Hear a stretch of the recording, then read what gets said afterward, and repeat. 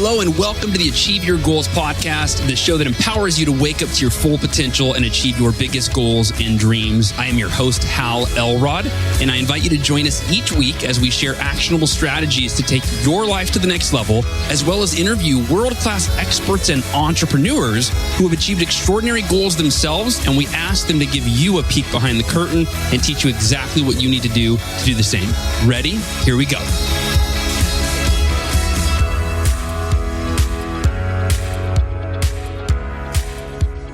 Hello and welcome to the Achieve Your Goals podcast. This is your host, Hal Elrod, and thank you for tuning in today. Appreciate you. Well, today was going to be a Q&A show, or an Ask Me Anything show. I was going to answer your questions, and I ended up answering one question, which is, what do I believe about Jesus Christ, God, and the Bible? But it ended up being where the entire show, I started on a certain path and I just kept down that path and never ended up getting to the other questions.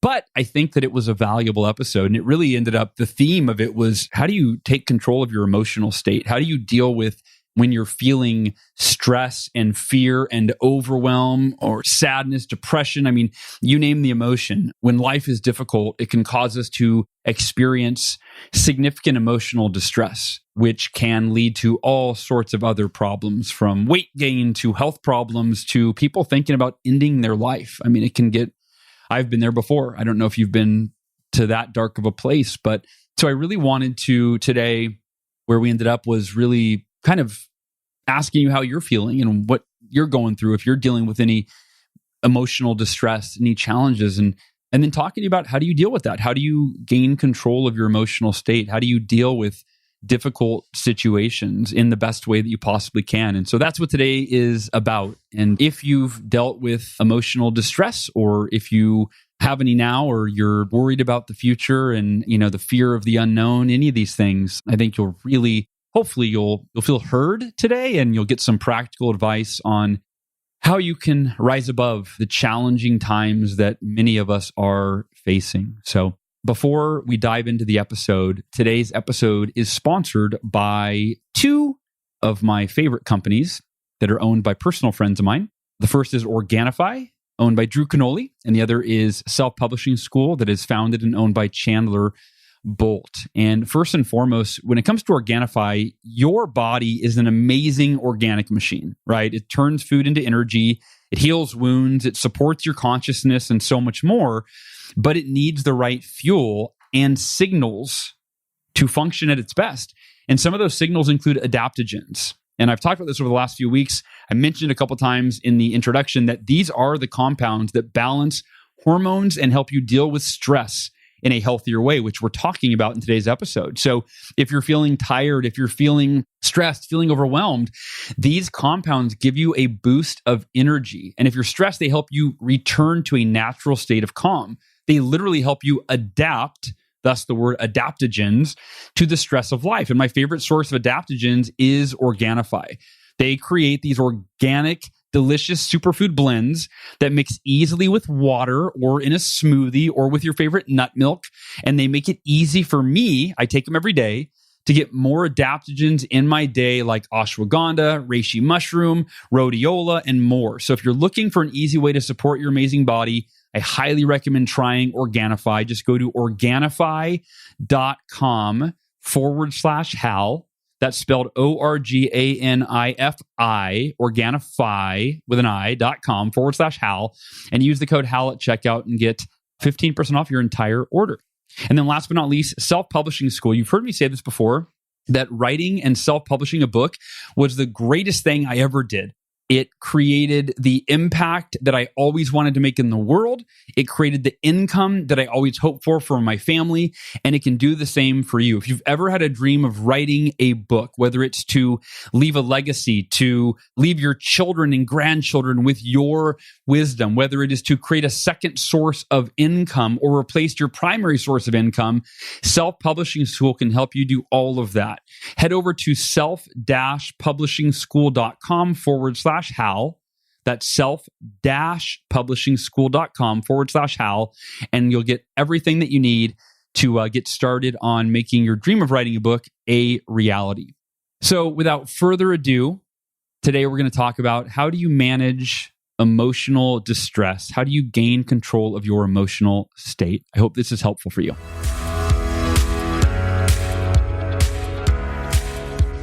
Hey, goal achievers and members of the Miracle Morning community, friends, new listeners that have been listening a long time to the podcast. Hey, it's Hal Elrod, and thank you for tuning in today. Thanks for listening. I really, really appreciate it.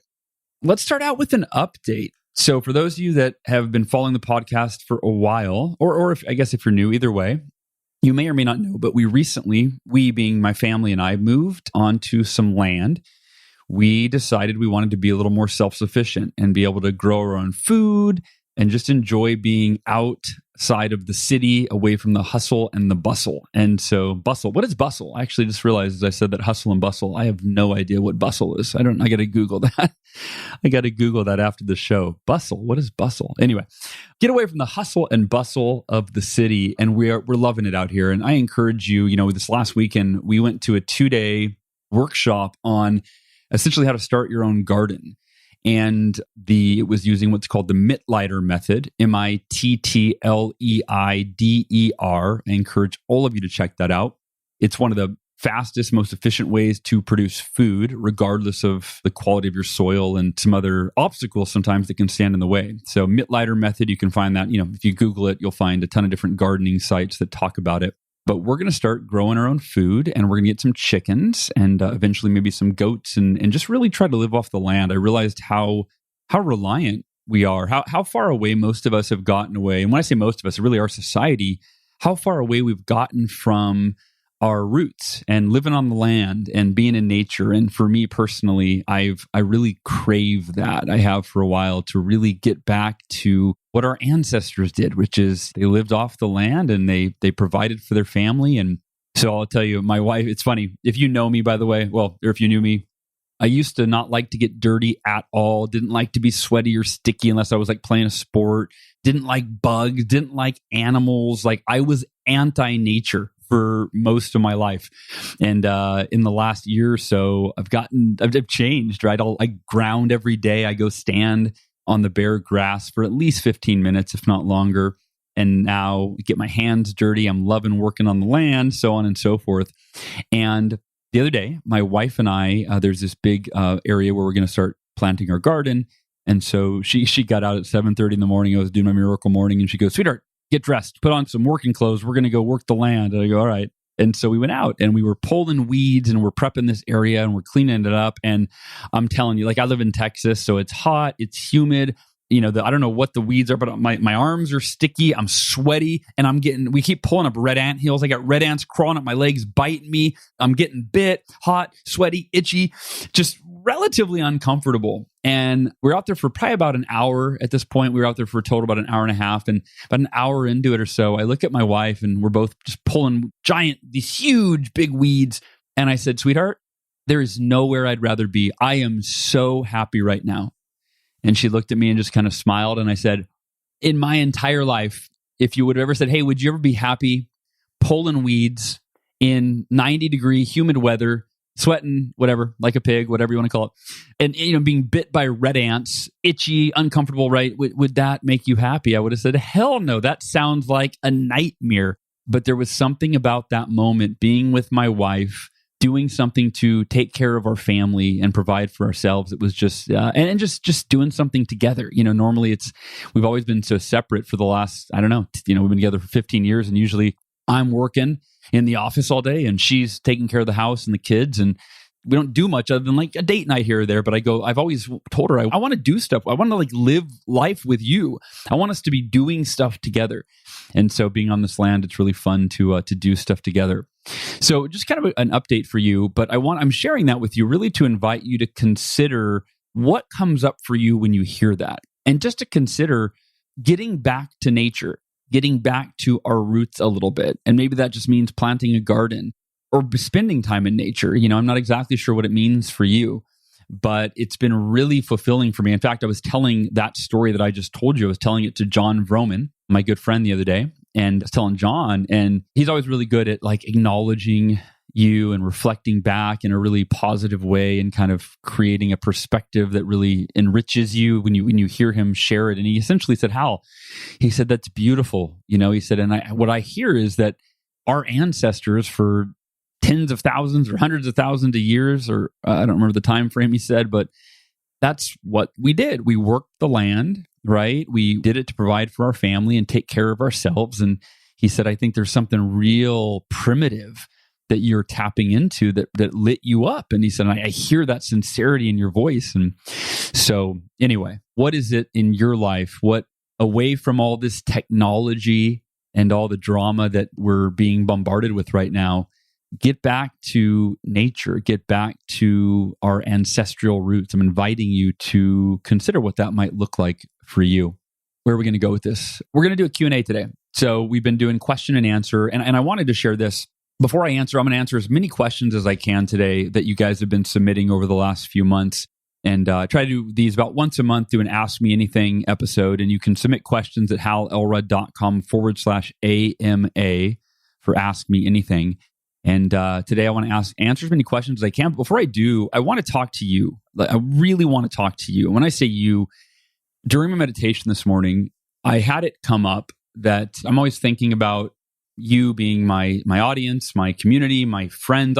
Humanity. I just consider we're a big family. To me, every person on this planet is part of my extended human family. And as I've said many times, I believe we all have so much more in common than we have differences. And I think that right now, we're being focused on our differences so much. Oh, you're an opposing political party. You're the other team, or your beliefs oppose mine. You're different than me.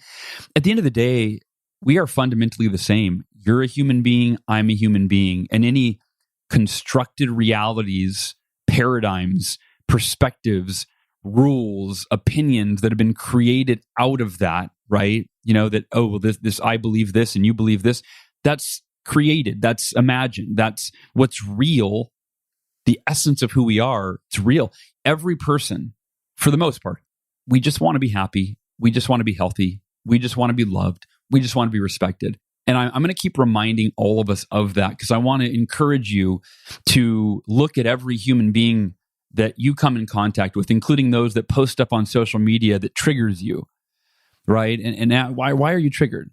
But I'm inviting you to look at them not as their political beliefs or political party, not as their ideologies, not as their... I'm inviting you to look at them as a fellow human being and to look at every person with compassion and with empathy and with love. And I'm going to invite you to really consider this, that if you had lived another person's life, any person, you look at any person on the planet, especially, but I'm really those that trigger you, those that they make your blood boil, or those that maybe it's loved ones, maybe you love them, but what they post on social media or what they say triggers you, and you go, gosh, why don't they get it? You just want to shake them, right? It feels like the world's kind of divided right now, and one half wants to shake the other half and say, why don't you see things the way I see things? What you're so delusional, right? And I'm inviting you to look past that and realize that if you had lived their life, and again, this is any other human being on the planet, if you had lived their life, you'd likely be exactly the same. You would think and feel and believe and behave exactly the same. If you had their parents and their friends and their influences, it's easy to judge and condemn and say, I would never do that, right? Well, if you grew up in a gang in South Central LA, you might behave differently than you do now based on where you grew up. You might think, say, and do things differently. And I'm using that just as one extreme example, right? But the idea that we judge each other and condemn each other and feel negativity, whether it's hate or dislike or judgment against another person, I think that's arguably what's tearing apart the fabric of humanity right now. So I'm inviting you to be the change. Be the change. In fact, that might be the theme of today's podcast. Be the change. If you want peace and love on this planet, which I'd imagine, unless you're a power-hungry maniac, I'd imagine that that's what you'd like, some peace and love. It starts with you. It's interesting. I see online, and I'm sure you've seen this, but you see people, I think most people have a good heart, period, right? But you see people, I've seen people that like are hardcore like activists and they want to end racism and they want to save the planet, but they're like hating those that oppose them. Like it feels so kind of hypocritical, kind of backwards that yeah, we need peace, but you're horrible for thinking differently than I think. And this morning what I was thinking about was, how are you feeling right now? And I know we're all different, right? I mean, nobody's experiencing the exact same feelings, right? Because we're all different. But I'd imagine, I just was thinking about me and you, our fellow human beings, and imagining what people are going through right now. Specifically, what you might be going through, what people are going through that might be causing you to feel stress, or to feel overwhelmed, or to feel fear, to be really concerned, really worried with the future, to feel sadness over some of the things that you're seeing in the world right now. Maybe you're experiencing depression. Maybe you're experiencing hopelessness, or feeling isolated and experiencing loneliness. So I really tried to tap into what are some of the challenging emotions that people are experiencing and going through right now. And then I thought, well, what are some of the circumstances that might be causing some of those emotions? So for some of us, for some of you, it might be financial hardship. There's been a lot of jobs lost and businesses destroyed over the last year and a half. Or it could be maybe your emotional experience isn't over a current financial hardship. Maybe it's an anticipated future financial hardship. Maybe it's just the state of the economy going, man, we can't go. This thing's propped up pretty significantly. I don't know how much longer we can go on like this.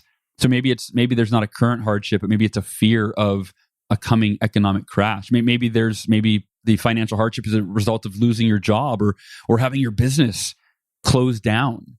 Which, if you have a business and it fails, or you have a job that you had for a long time, a career, and you lose it, there's more than just the financial hardship. That's an identity crisis, right? I was an entrepreneur, a successful entrepreneur, and now I'm failing. Right? It's more than just financial hardship. There's an identity crisis that comes along with that, right? Or I was a teacher, or I was a bus driver. I was just in Seattle. I talked about on the last week's podcast episode. I was visiting my mom in Tacoma, Washington.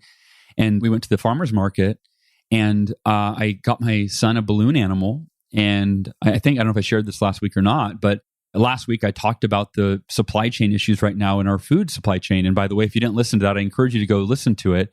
But there are some serious issues in our food supply chain, and that could cause some severe disruption, shortages that we've never seen before, and they're already starting to show up. But it's not just in the food supply. I mean, we went to buy a truck, my wife and I, or we were looking at buying a truck, and they're not making new trucks. They're across the board in most car companies. They can't get the microchips. Like, there are shortages right now, and their supply chain is disrupted in the plastic industry. I just had a guy come out today to give me a quote on a fence on my property, and he's not only are the prices through the roof. Something he said he used to buy a 2x4, I think a 16-foot 2x4 was like $2.16, and now it's $11 per. And this other thing he buys used to be $11 and now it's $55. And he said, and he used to get them, he could go buy them at the hardware store, and now he's 3 months out and his clients are waiting. I mean, there are some major disruptions right now in all supply chains. And so anyway, the reason I was mentioning the balloon animal gal is my son got a Spider-Man balloon. And it's a balloon animal made of, like, the body's made of these balloons, but then the face is just a balloon that she blows up, and it's got Spider-Man's face on it. And she said, yeah, I'm glad you guys were able to get this, because there are supply chain issues in the balloon animal world. She said, I'm not able to buy these anymore. And then she went on to talk about, she's a bus driver. That's her day job, is as a bus driver. And she said, because of the unemployment, and I've heard this, I mean, you've probably seen this in your town, that, we're hiring signs everywhere because people are being paid to not work right now. And she said there's a shortage of bus drivers. It's like 35% of bus drivers are just collecting unemployment now. And the kids are at risk of not having rides to school. And so anyway, so on and on and on with these issues. But the job loss, and I know for me personally, I deal with this fear of my income for sure, of it going away or it being significantly impacted as an author, right? When the economic crash happens, who knows what's going to happen? It's hard to predict the fallout and which industries are going to suffer and which industries are going to be okay. Another issue that I'm just thinking in my head, what's causing people right now to experience emotional distress? And one is that I mentioned earlier, the conflict and the division between family and friends due to differences, whether it's political or some ideological, philosophical, and even, what I see this so much, whether or not someone gets vaccinated. I'm seeing it in my own family, like people, the divisiveness over that topic. And when it comes to politics, for example, I identify as apolitical, meaning I don't identify with one party or the other. For me, I try to learn as much as I can about all political parties, right? And not that it's not my expertise. I don't invest enormous amounts of time into that. But the point is, right, for me, I see good on both sides. I see corruption on both sides. I see bad policies on both sides. And for me, I just try to take the whole thing in. And the same thing with religion. In fact, that's one of the questions that I was asked. The question is, Hal, what do you believe about Jesus Christ, God, and the Bible? And similar to being apolitical, I don't know if a-religious is a term, or just spiritual, but for me, it's I grew up Catholic. I was raised Catholic. I received my first communion all the way to the confirmation, the whole thing. But ultimately, for me, I don't adhere to one religion. I mean, Christianity alone I think there are over 2,000 religions in total.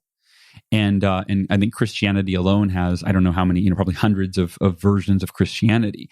So for me, I don't identify with one political party, with one religious party, and just say this is the one truth and everything else is false. For me, it's studying as much of it as I can, studying Western religions and Eastern religions and learning from Buddhism and looking for common themes and looking for what makes sense. And ultimately, I think it comes to finding my own truth. And I'd encourage you to consider that rather than grabbing onto one ideology and saying, this is it. Someone told me about this and I believe this is the one. And you think about I'll tell you a story to make this point. I was in world religion class, I don't know the name of the class, world religious studies or something. World religions, I think was the name of the class when I was in college. And in that class, people were so argumentative, that no, my religion's the right one and yours is wrong. And then some, no, my religion's the right one and here's why. And no, and just back and forth. And one day I raised my hand when all the students were going back and forth and they were getting really aggressive on whose religion is right and spouting off, this is the truth. And this is the truth because it says it in this religious text. And somebody else goes, no, this is the truth because it says it in this religious text. And I raised my hand and honestly, I think this was out of ego. I don't think this was my finest moment. I don't think this was an evolved statement, but I think there was some evolution to the paradigm that I presented. But I raised my hand and I said something along the lines of, I find it really interesting that everyone here is sharing such passionate perspectives and what is their truth. I said, but I don't think I've heard a single original thought, meaning everything that people are like, it's their cross to bear, it's their sword to die, this is the absolute truth for them. It's just something that someone else told them. And I genuinely found that curious. I found that interesting. Is that and I'd encourage you to consider that. Examine your beliefs. Examine your beliefs. Are your beliefs those that come from you studying multiple perspectives, studying history, right? Is it a really well-rounded, combining multiple paradigms and perspectives and angles and belief systems to arrive at your truth?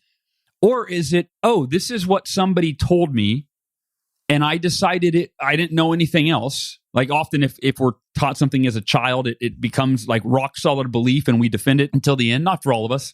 Some of us over time, open our mind to other perspectives and consider there might be more than one way of looking at things. And so I'd encourage you to consider that. Are your beliefs, were they just given to you by somebody else and you just adopted them and go, yep, this is the truth. This is what I believe now. Or were they based on your truth? Were they based on your own experience and journey and wisdom, combining the wisdom of many different ideologies or perspectives?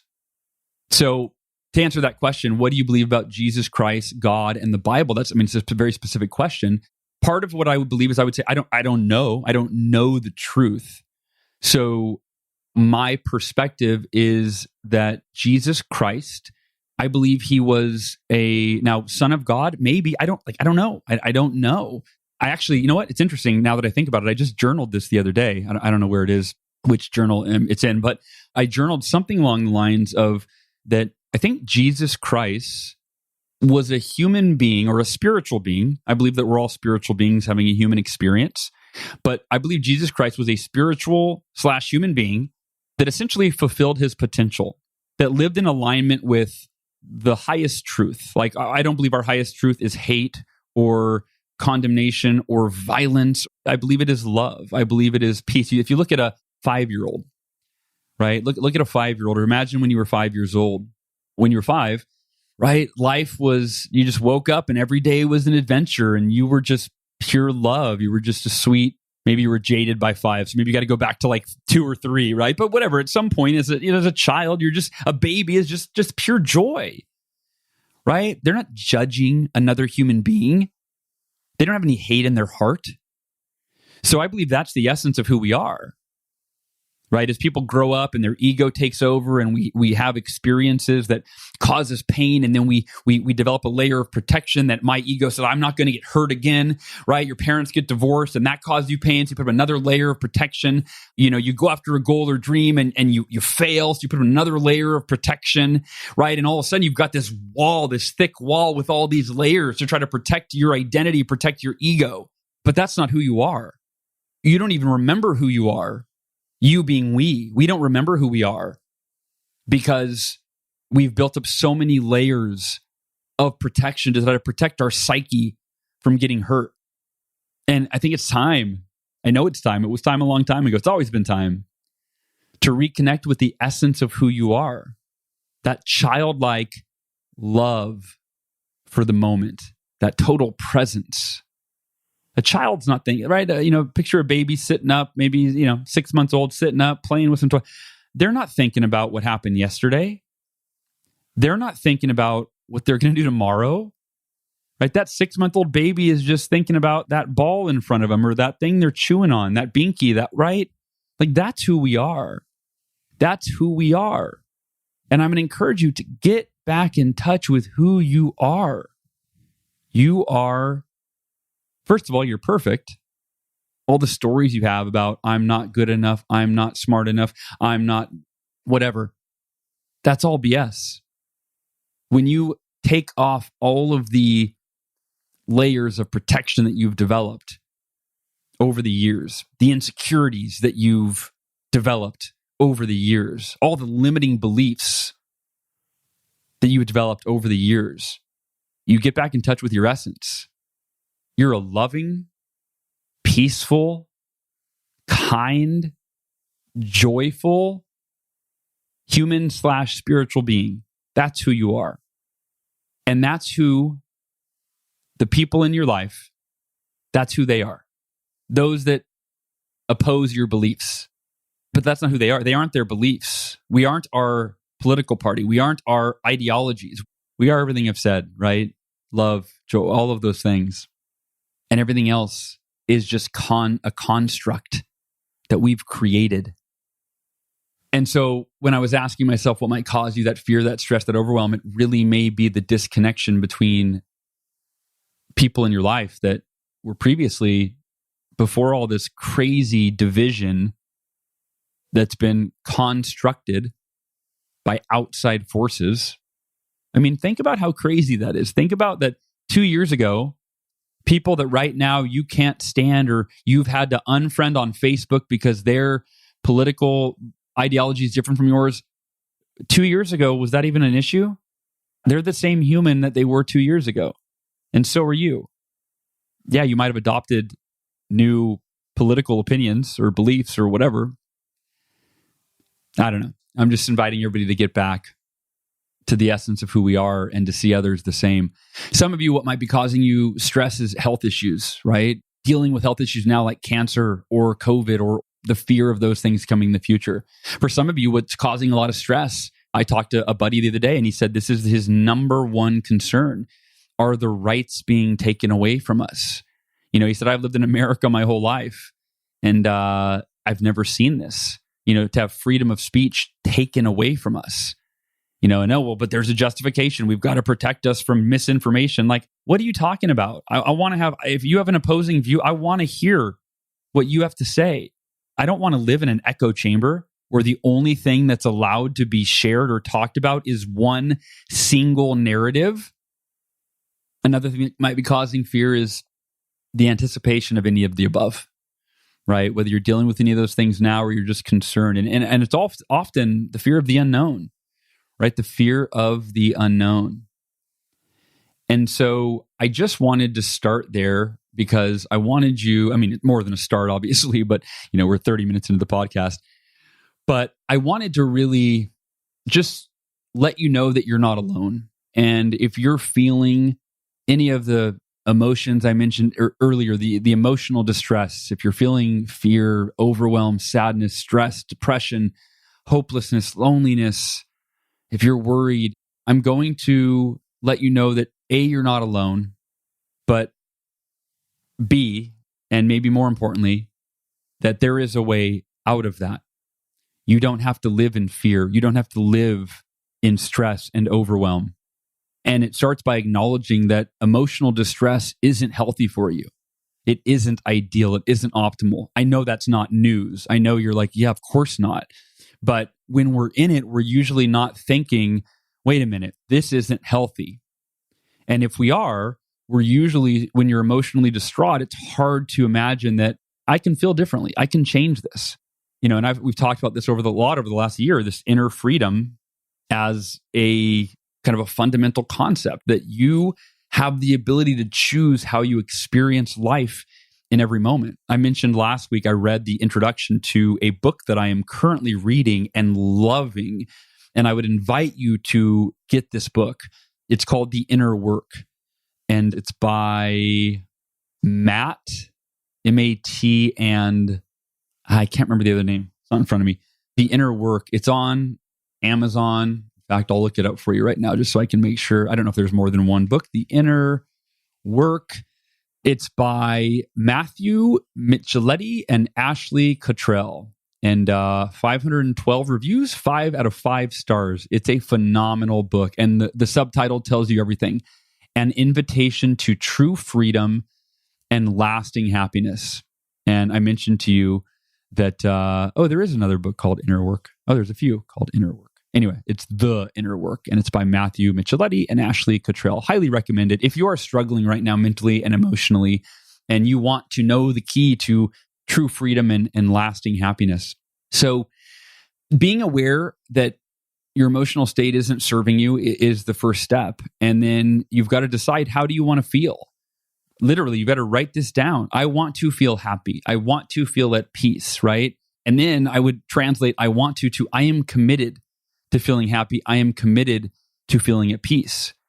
And then it's a matter of deciding, I'm going to accept all things I cannot change, be grateful for everything that I have. In fact, I used to call these the ABCs of, I don't even know, happiness or something, but it's accept everything I can't change, be grateful for everything that I have, and create progress every day towards a better future. So ABC, accept everything you can't change, be grateful for everything you have, and create progress every day towards a better future, right? Do the best with what you have. That's all we can do. But how? You don't understand. I can't, I've got this horrible situation. Okay. I don't discount that. And I genuinely feel for you. I don't know what the situation is for each person, but we've all been through hard times. I've been through hard times. The only thing we can do is make the best with what we have. That's it. That's all you can do. And that starts with managing your mental and emotional state. And it ends with managing your mental and emotional state. And in between those two, it's doing logistically what you can do with what you have in terms of your behaviors and your actions and your activities. It's doing the best of what you have. But at the end of the day, how you feel is what's going to determine the quality of what you're experiencing in your life. And you can experience stress, overwhelm, fear, anxiety, loneliness, depression. You can experience all of that. I've experienced all of that. And then I realized that's not serving me. It's not serving my family. And it's not going to get me where I want to go. So how do I want to feel? I want to feel at peace. I want to feel joy. I want to feel love. I want to feel confident. But Hal, you have cancer. But Hal, you're struggling financially. But Hal, we hang on to all of those limitations, all of that inner dialogue. Whenever we start to feel good, we tend to fall back, right? That thermostat, that emotional thermostat, whatever it's set at, if it's set at an uncomfortable temperature, then we tend to keep it there. We tend to keep ourselves feeling the way that we're feeling.